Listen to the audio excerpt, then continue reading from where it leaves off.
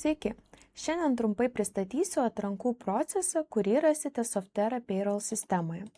Taigi, atrankų modulį sudaro atviros pozicijos kortelė, kurioje galite užpildyti darbo sąlygas bei įkelti darbo skelbimo informaciją. Taip pat kandidato kortelė, kurioje galite užpildyti kandidato kontaktinę informaciją. Na ir atrankų kortelė, kurioje galite stebėti atrankos eigą, kandidato kelionę bei fiksuoti pastabas, rezultatus ar vertinimus.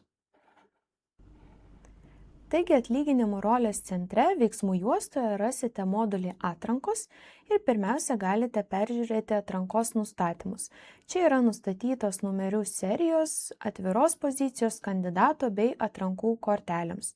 Galite jas pagal poreikį pasikeisti. Taip pat prie atrankų rasite ir atrankų etapus, kuriuos taip pat pagal poreikį galite redaguoti, jeigu reikia pridėti naują, panaikinti nereikalingus ir galite nurodyti tvarką, pagal kuriuos bus išdėstyti etapai, na ir jeigu nereikia etapų, užblokuoti.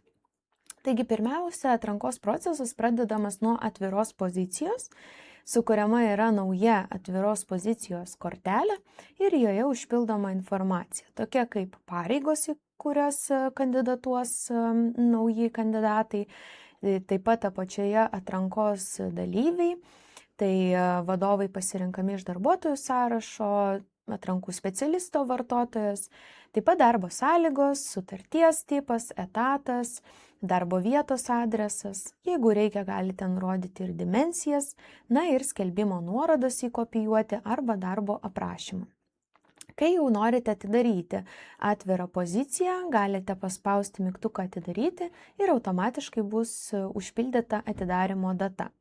Taip pat matysite ir etapus bei kiek kandidatų šiuo metu yra kiekviename etape atviros pozicijos kortelėje. Na ir kai norite sukurti naują kandidato kortelę, rekomenduoju tai daryti iš atviros pozicijos kortelės, nes vienoje vietoje galite supildyti ir visus 3, 4 ir daugiau kandidatų. Taigi paspaudus naujoje eilutę kandidatų stulpelyje galite pasirinkti plius naujas ir jums bus atidaryta kandidato kortelė. Šiuo metu atidarysiu jau užpildytą kandidato kortelę ir čia galite pasirinkti šaltinį, iš kur gavote šio kandidato informaciją, kontaktinę informaciją bei BDR sutikimą ir jeigu reikia pastabas. Kai jūs jau sukuriat kandidatą naujoje eilutėje, jums susikuria automatiškai ir atrankos kortelė. Tai ją galite atidaryti paspaudus redaguoti iš tos pačios atviros pozicijos kortelės. Ir čia jau galite kandidatą perkelti į skirtingus etapus, naudojant mygtukus ankstesnis etapas ir kitas etapas. Čia galite nurodyti kito veiksmo datą, kas yra patogu, kad matysite, kada turite atlikti vienokį ir kitokį veiksmą.